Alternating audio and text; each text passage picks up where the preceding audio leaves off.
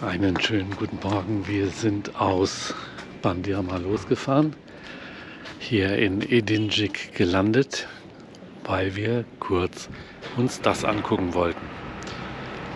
Hier gibt es also auch so eine Straße mit bunten Häusern, wie wir das auch am Schwarzen Meer mal gesehen haben. Da gehen wir jetzt mal eben kurz durch und dann fahren wir weiter. Ateş ist im Auto geblieben. Und ja, wir haben soweit eine gute Nacht gehabt in einem Hotel, was sehr alt war. Und 850, glaube ich, war es in etwa gewesen. Altes Lagerhaus für Spirituosen. Deswegen stand auch überall Alkohol rum und konnte man auch trinken. Naja, so sieht diese Straße hier aus, die Sherife jetzt unbedingt sehen wollte. Ist schön, mit schönen alten Häusern und Katzen. Für Ateş wäre das jetzt hier der Albtraum gewesen. Ja, wir fahren heute an diesem Tag weiter. Jetzt als nächstes nach Çanakkale, gehen dort ein bisschen an der Festung lang und dann auch rüber fahren wir mit der Fähre auf die andere Seite und besuchen da einige Denkmäler. Ja, kommt mit.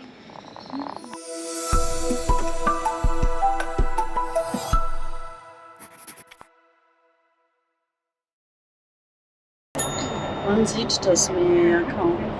Jetzt nicht mehr. Nein, aber hier ist die Landschaft. Die ist überhaupt nicht gewohnt türkisch. Ja? Bitte? Ist nicht türkisch, die Landschaft. Also nicht meine Gewohnte. Da sieht man dann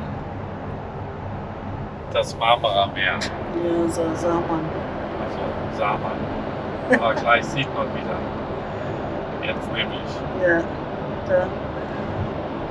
Etwas düster alles hier. Heute ist das Wetter jetzt nicht ganz so dolle. Aber es sind 23 Grad. Wir haben einen kleinen Halt eingelegt Da war. am Meer und werden gleich begrüßt von anderen Hunden. Na, ich weiß nicht so recht. Komm mal wieder zurück. Der kommt. Ja. Ein kleines Hundeproblem. Wir müssen mal gucken, ob wir das lösen können.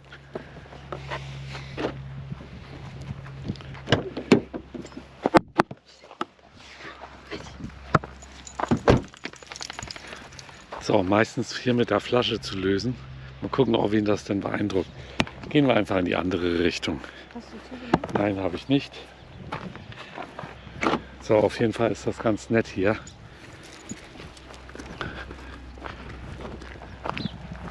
Aber wie gesagt, ein Hund da. Das sind bestimmt noch mehr Hunde. Wir gucken mal.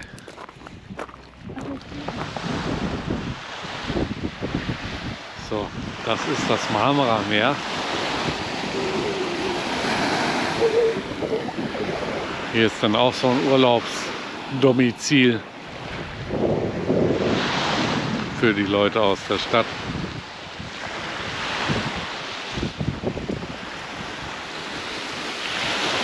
Ja, und leider auch ganz schön schmutzig.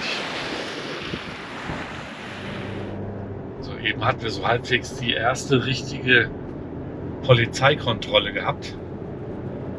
Sie wollten aber eigentlich irgendwie gar nicht. Sie gucken auf ihre Tablets und ja, was weiß ich, keine Ahnung. Die machen eine Befragung. Sie- Wo wollt ihr hin? Machen eine Befragung, wo wollen wir hin und so weiter und so fort.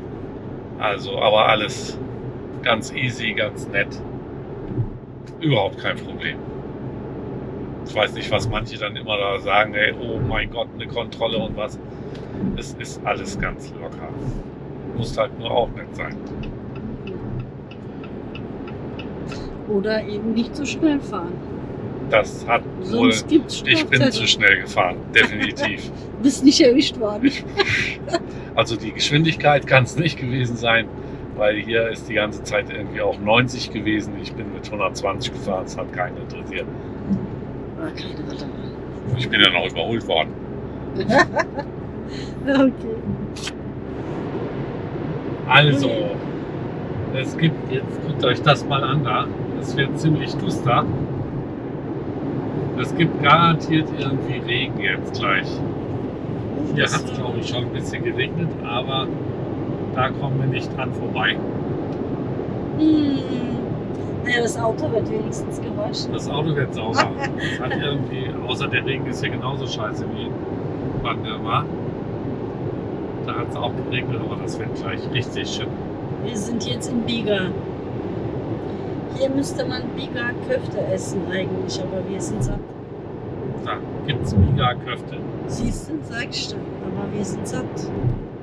Gerade gefrühstückt. Ich höre keiner. Da ist es jetzt, der Regen.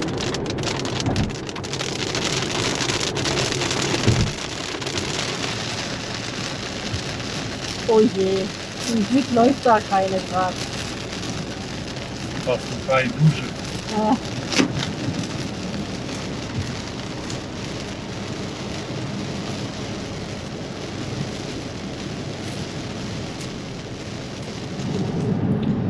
Das Meer wieder sichtbar einigermaßen. Da hinten scheint die Sonne. Kalle-Brücke, die neue. Das Wetter ist natürlich beschissen. Das kann man nicht so richtig rüber gucken. Oder sieht man das? Ich sehe nichts. Man sieht ja die Brücke, aber man sieht das Ende nicht.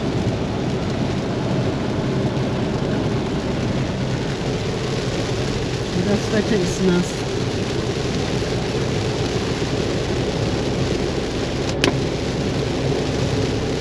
Fängt da an.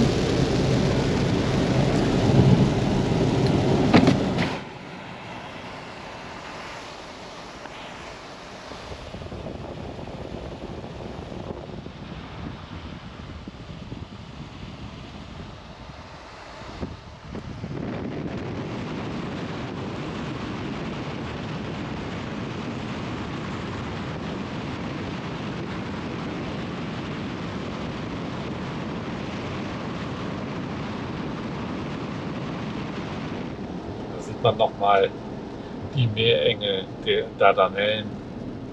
Andere Seite müsste Europa sein. Da wollen wir hin, da fahren wir dann diesmal mit dem Schiff. Sonst nehmen wir immer Brücken oder Tunnel. Diesmal das erste Mal mit dem Schiff. Glaube ich zumindest. Das Haben wir vor. haben wir vor. Und ich glaube, dass da drüben dann Europa ist. Ich weiß es ehrlich gesagt gar nicht. Wir sind jetzt in Çanakkale drin und haben uns reingewagt. Wollten jetzt hier ins Museum rein, Deniz Müze. Aber da ist das Problem, dass Hunde da nicht rein dürfen. Also können wir da nicht rein. Und so gehen wir mal oder versuchen wir mal an den Strand zu gehen, am Hafen vorbei, wo wir sowieso gleich hin müssen. Und ja, gucken wir da einfach mal. Das sind die Dardanellen. Wir sind jetzt hier am Wasser. Da geht's nachher rüber. Das sind die Fähren für nach drüben. Die werden wir dann nachher nehmen. Hier ganz da hinten sieht man ja mal ein ganz großes Schiff.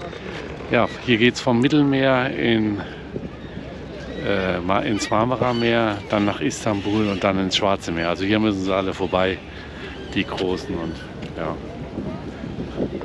jetzt gehen wir hier mal noch so ein bisschen entlang am Meer und suchen noch etwas Besonderes. Hier ist dann wie gesagt der Hafen und hier steht plötzlich ein Pferd. Und zwar nicht irgendein Pferd, sondern das trojanische Pferd. Troja ist knapp 40, 35 Kilometer entfernt von hier. Und hier steht eben hier so ein Pferdchen drin. Ihr kennt die Geschichte, da haben sich dann die Griechen, glaube ich, die Athener, keine Ahnung, ich weiß nicht, wer es war, versteckt, haben das Ding vor das Tor von Troja gestellt als Geschenk. Die haben es reingerollt und in der Nacht sind sie hier alle rausgestiegen und haben Troja besiegt. So ging die Geschichte irgendwie halbwegs. Ja, und hier steht jetzt ein trojanisches Pferd. Ist natürlich Touri-Attraktion, ist natürlich nicht das Originale. Aber wie gesagt, Troja ist hier ganz in der Nähe.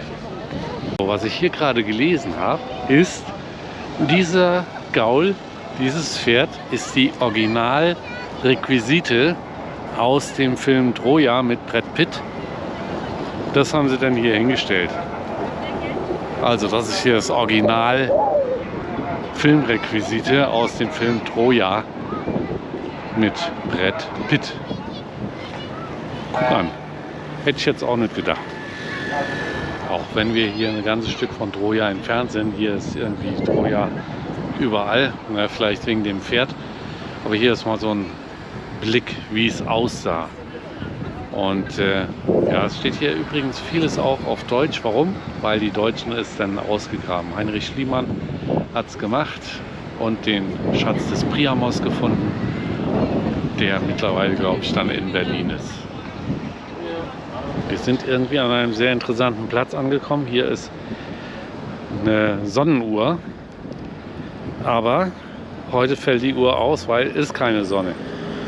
Insofern, und die kann sogar Monate und Stunden. Ja, von 5 bis 19 Uhr, nachts ist keine Sonne. Irgendwie verfolgen die Dinger uns. Saatkulesse in Çanakkale.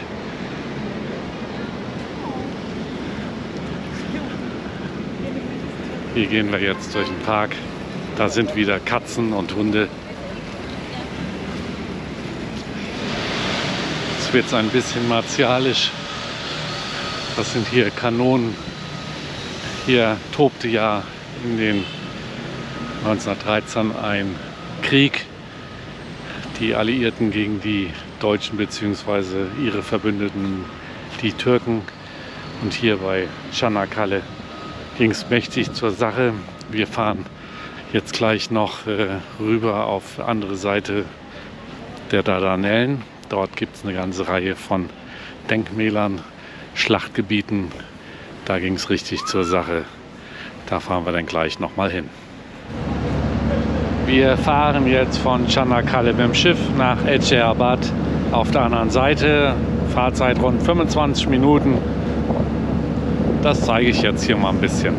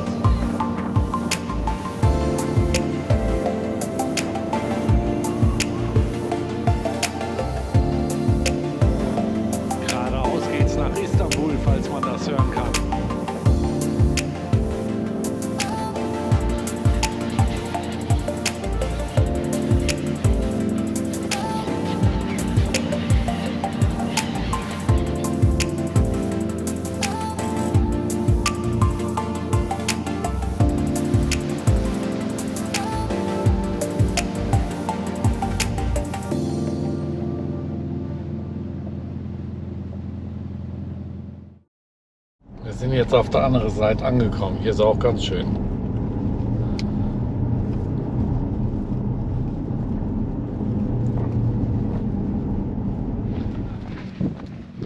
Ja, wir sind auf der gegenüberliegenden.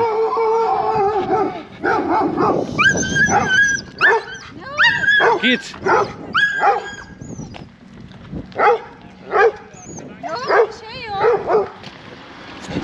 Geht!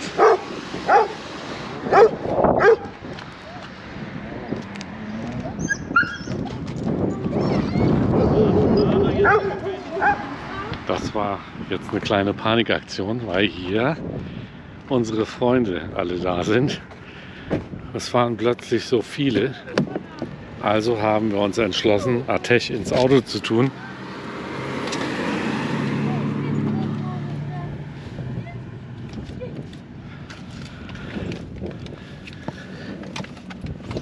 Und alleine zu gehen.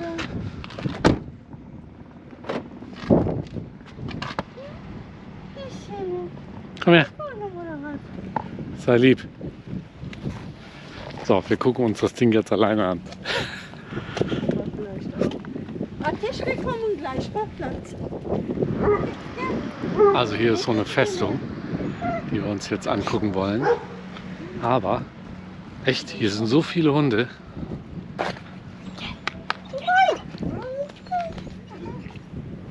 Bahçe. Was? Kilitbahir? Kilitbahçe, Castle, Kalle und ja, irgendwie so 14. bis 15. bis 16. Jahrhundert wurde es erweitert. Riesenklopper. Ja, jetzt sind wir auf dem einen Turm. Drüben ist Çanakkale, da sind wir hergekommen.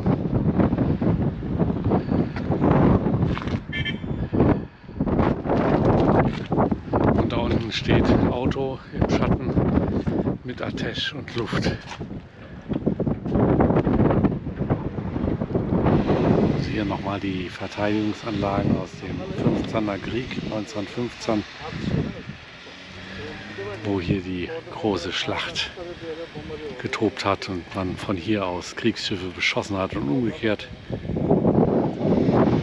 Ja, Überbleibsel einer nicht so tollen Zeit. Das hier sind so die Kanonen gewesen, die man damals benutzt hat. Und so eine, beziehungsweise noch ein Stückchen größer, hat Istanbul dann zum Fall gebracht. Und da sind die Kanonenkugeln. Er hat auch irgendwas zu sagen. Ich verstehe es nicht. Jetzt sehr ruhig. Pech gehabt.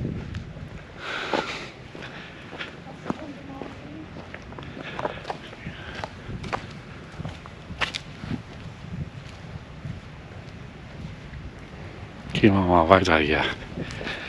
Alles ein bisschen eng. Ich muss meinen Kopf einziehen.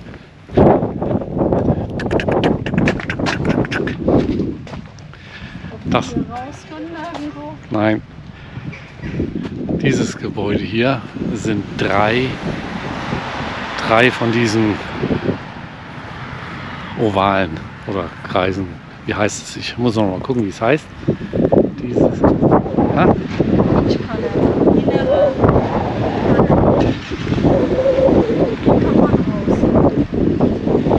Cool, genau. Sieht man es auch noch mal. Da kommt hier das zweite Oval oder sowas. Ja, und es ist auch noch anstrengend. Hier nochmal nur laufen. Dritte Turm. Und ich habe mich schon gefragt, wo der Eingang ist in den inneren Bereich. Hier. Also gucken wir mal rein. Wir sind ja hier auf Schnelltour, weil Ateş ja wartet. Macht aber nichts. Gucken wir trotzdem mal rein. So sieht es hier aus. Ja, wenn du lustig bist, kannst du da die Treppen hoch, aber es ist zu.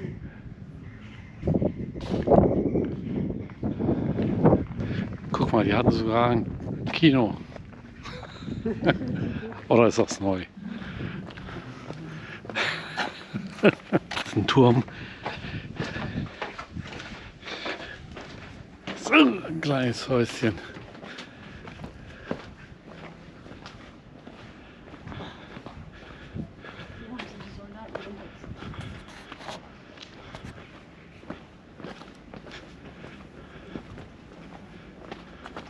Hier ist jetzt nun auch eine Sektion mit Piri Reis, der hier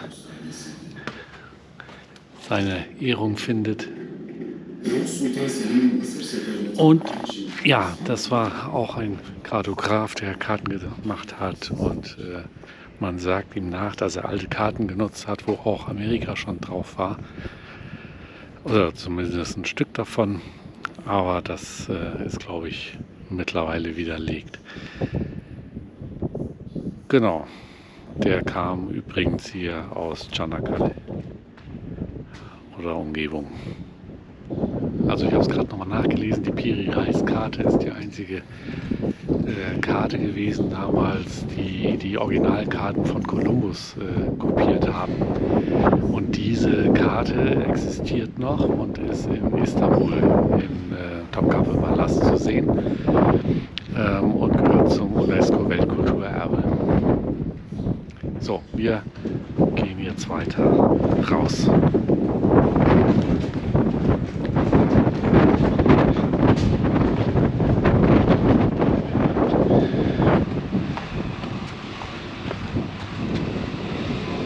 Hier nochmal die Karte von dem ganzen Ding hier.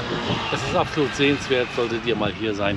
Der Eintritt kostet 50 Lira, ist also erschwinglich. Und man unterstützt natürlich dann damit auch hier die Erhaltung von dem Ganzen, was gut ist. Gut, wir gehen jetzt zum Auto und fahren weiter. Haben das Ganze hier im Schnelldurchgang abgehakt. War auch gar nicht auf dem Plan, aber macht nichts. Es war sehr schön. Wir sind an unserem nächsten Ziel angekommen. Wenn man das mal von oben sieht, nämlich hier unten. Hier ist die Landzunge. Das Ganze war hier wohl von den Franzosen besetzt, die mit diesen Waffen hier geschossen haben und versucht haben, Çanakkale bzw. das da drüben frei zu bekommen. Na, hier kann man es dann auch nochmal sehen. Das ist eine strategische Geschichte gewesen hier. Kriegsschiffe hier rein, hier oben lang nach Istanbul. Ja, deswegen war das hier alles so umkämpft. Tja, ist halt ein Kriegsschauplatz und da gehören halt auch Kriegsgräber dazu. Das ist dann hier leider so.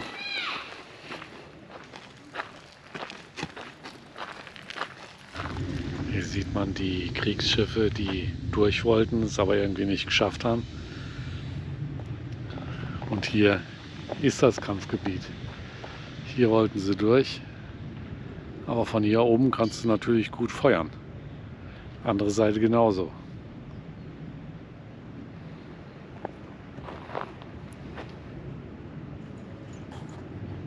Hier ist dann der zentrale Gedenkplatz für diese epische Schlacht.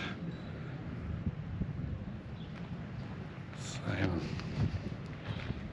irgendwie doch schon bedrückender Ort, wenn man weiß, was hier abging. Wir haben da mal so einen Film gesehen. Einen türkischen Film, Gallipoli hieß der. Da wurde die Schlacht dann auch thematisiert. Da ging schon ordentlich zur Sache. Wie bei vielen Schlachten halt.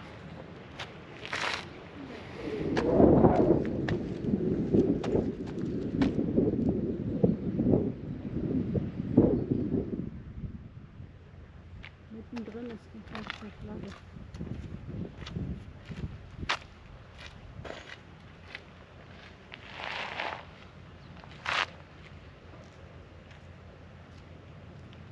GoPro ausschalten.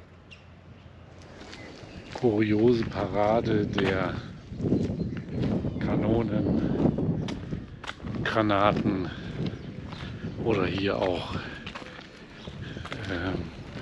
Seemine wahrscheinlich. Jo, Seemine. Ja, alles nicht so doll. Aber nun, damit hat sich die Türkei wieder gemeldet sozusagen, zurückgemeldet. Hier nochmal ein Monument.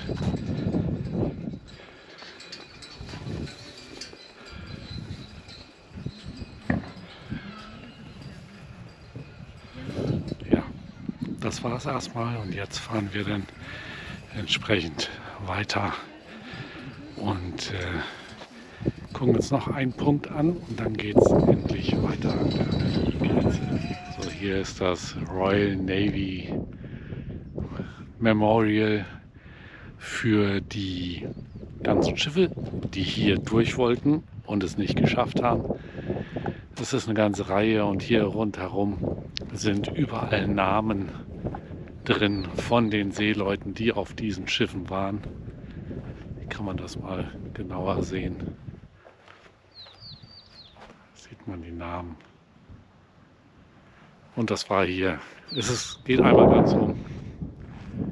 Also das sind sehr viele gewesen. Ja, es waren auch viele Schiffe, die hier waren. Ja, und hier ist sozusagen das Land zu Ende. Da ist das Meer, da hinten. Geht hier rum, hier rum, hier rum und hier rum. Und hier noch ein schöner Leuchtturm.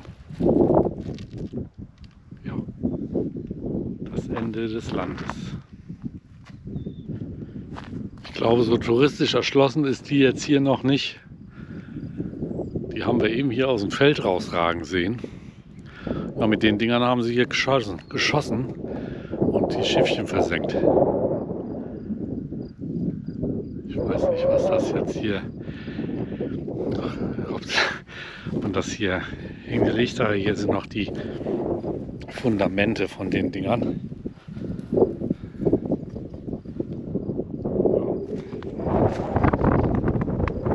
Massivstes Eisen.